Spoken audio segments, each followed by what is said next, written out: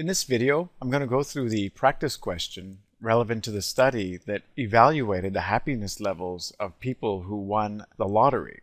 So these are major lottery winners in the Brickman et al. Study 1978 from memory.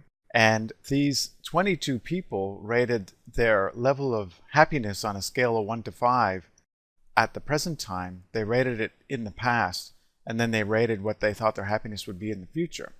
And so this is a within subjects design because the same person gave scores for all levels, so past, present, and future. And we've got the list here, the trusted list that we can use to evaluate whether we can do a one-way within subjects ANOVA. And the first thing is to check that the dependent variable is continuous. And so it is at least ordinal level of measurement because the scale goes from 1 to 5. And some people would argue that you shouldn't be allowed to do a parametric analysis like a one-way within subjects ANOVA. I'm only going to state here briefly that it is okay. 5-point ordinal scale is sufficient. You wouldn't want to go lower than that. So I would be comfortable doing a one-way within subjects ANOVA on this ordinal scale, which is 1 to 5. So that's a check mark there. It's sufficiently continuous. It's on the line, but it's sufficiently continuous. So I'll give myself a check mark for that one. Okay, so next is the number of levels, and we've got 3 levels. We've got past, present, and future. And that opens up the possibility of doing a protected Fisher's LSD multiple comparison procedure, which is 2 steps, so I will have to do the ANOVA first. So check for normality and outliers. Okay, well, let's do that. Going to Analyze, Descriptives, and Explore, and put all 3 variables, not the ID variable, just past, present, and future. Click on Outliers, and deselect Stem and Leaf, and click on Histogram. And let's see what we get. It should be all right. Skewness in negative 0.126, so much less than 2.0. Kurtosis much less than 9.0. Skewness and kurtosis, again, for the present, it's much less than 2 and 9 in absolute values. And skew again, and kurtosis nowhere near 2 and 9. And we look at the distributions here. They look good. No outliers are being identified. There's nothing going on here. Everything looks very good. So that's a check mark for that.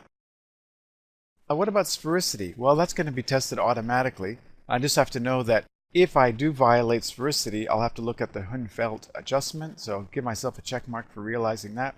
And so now I need to conduct the ANOVA, general linear model repeated. And I'm going to change the factor name to time. And I'm going to put 3 levels because that's how many levels there are. Define them, put the 3 levels in, like so. Click on Options, and I'm going to do a protected Fisher's LSD. So there's the LSD. No, it says none in terms of adjustment. Confidence interval adjustment, none. That's fine, because I'm going to do the protected Fisher's LSD. And click Continue. And let's plot the means as a graph. And I also want effect size. Yeah, I've already got effect size. There we go. So let's check this out. Does winning the lottery actually impact? Has it impacted people's level of satisfaction? So here's how they rated their satisfaction level from the past: 3.77 on a scale of 1 to 5. And now at the present, it's 4.00. Now it's a sample size of 22. We don't know if it's statistically significant. And then in the future, they think their level of satisfaction is going to improve even more. This is based on the real study. So let's find out. First, sphericity has been satisfied. The p-value is greater than 0.05, so I haven't violated sphericity.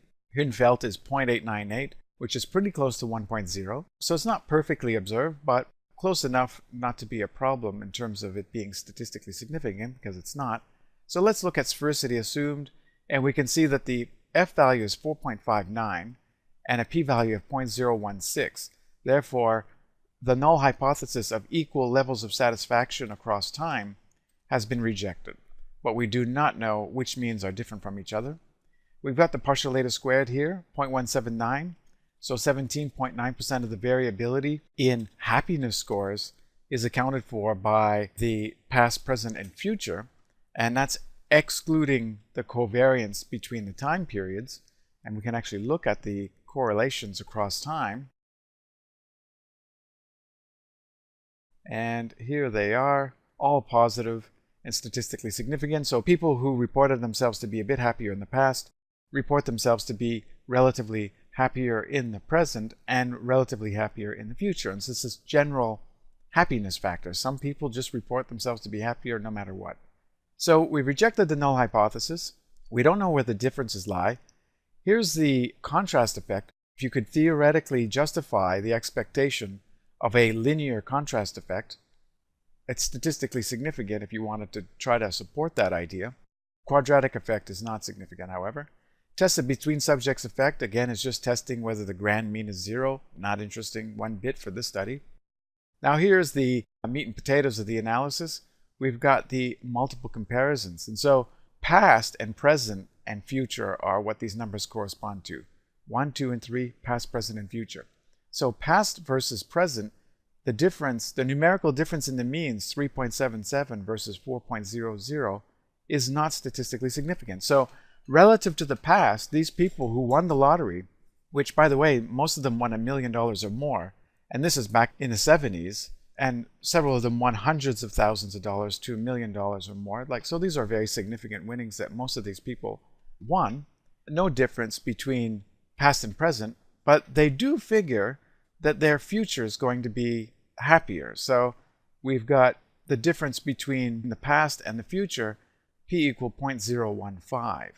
And then the final difference is between the present and the future, which is not statistically significant.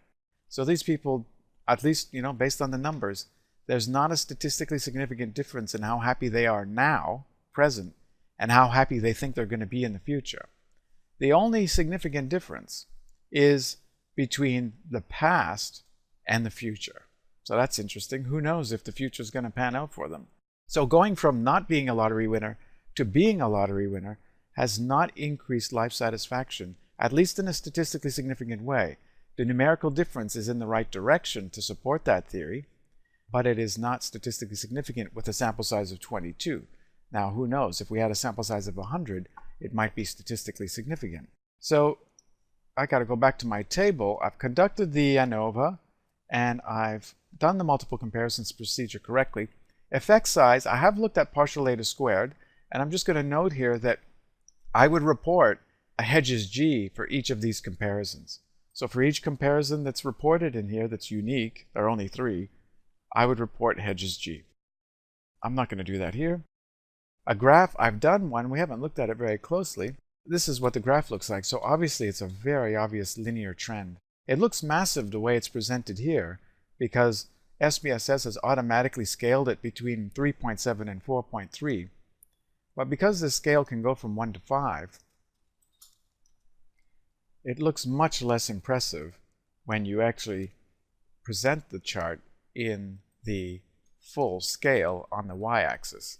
So this is really what the data are saying. So it's possible you would abandon doing all these multiple comparisons and you would do a contrast analysis and just push the linear effect, saying there is a linear effect such that happiness goes from 3.7, whatever it is here, 4.0 to 4.227, and that linear effect, that linear pattern in the means, is statistically significant. But when you actually do the individual comparisons, less impressive, much less impressive. So as you will note from the textbook, I encourage you to do the next exercise because all this is telling us is that, yes, people who won the lottery report at least numerically lower levels of satisfaction or happiness in the past in comparison to the present and report higher means in the future. Now, they're not statistically significant with the pairwise comparison, but in the trend analysis it is. The real question is, maybe everyone reports data that way. Maybe if you asked non-winners of the lottery what their satisfaction levels were in the past, what they are now, and what they think they will be in the future, it's very possible that people who have not won the lottery will show exactly the same effect. So imagine if that were true. It would impact our interpretations of what the lottery does for somebody when they win a big one. So I encourage you to do the second exercise, which I'll do in a video as well.